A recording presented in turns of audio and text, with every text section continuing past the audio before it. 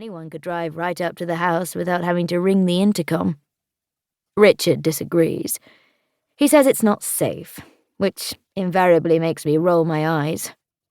This is a charming but rather sleepy village, and this gorgeous country home is like a fortress.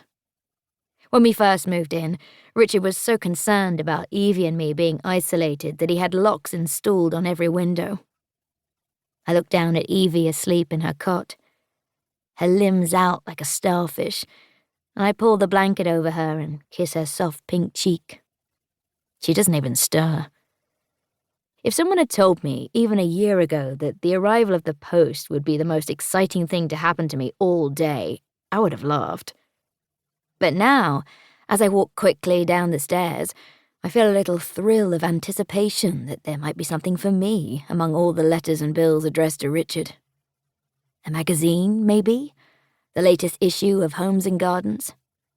Now, that's another one I would have laughed at a year ago.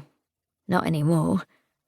I could spend a good hour, maybe even 2 if I paced myself, in the rocking chair in the nursery, flicking through on-trend bathrooms, country conservatories. Perhaps we should do that next, after the kitchen makeover. Except that I've done nothing about the kitchen makeover. The pictures I cut out are still there, their corners curling on the magnetic board I set up for the project in a spare room I've claimed as my office. Richard has his own study downstairs, a large room with an oversized oak desk, shelves that take up the entire back wall, and French doors that open onto a patio. He rarely uses his study. He doesn't like to bring work home. My office is less grand, just a room with a desk and a filing cabinet where I keep my private documents. I decorated it with pretty wallpaper and got Simon, our gardener, to hang the large magnetic board on the wall, since Richard wouldn't know which end of a hammer to hit a nail with.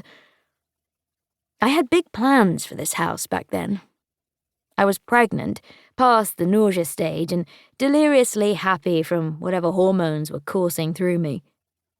I still believed, foolishly, that I'd have the energy to do it all and that having a baby would be a walk in the park.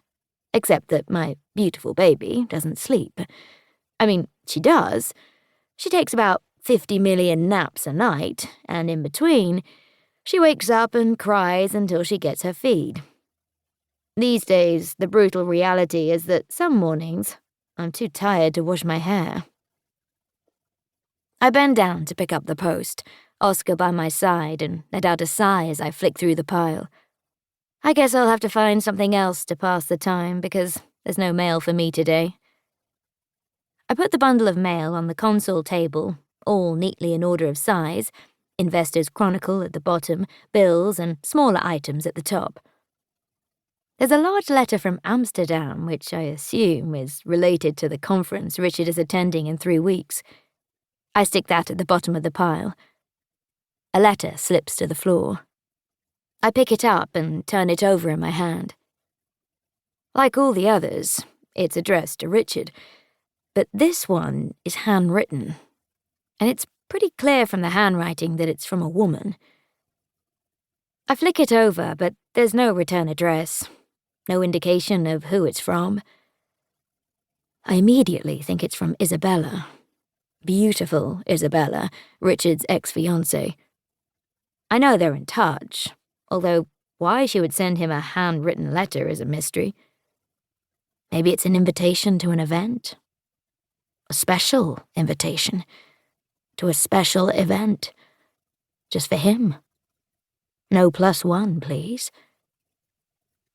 Suddenly, I'm dying to know. I turn it over between my fingers. I consider using the old steam trick to open it, although I suspect it doesn't work anymore. A gust of cold air makes me jump. "Hi, Mrs. A." "Roxanne," I laugh, clutching the envelope to my chest. "He gave me a fright. Is that the time already?" She leans her bicycle against the wall outside and walks in, closing the front door. "Sorry for scaring you," she says, pulling back the hood of her coat. "I should have rang the doorbell. I thought you'd be upstairs."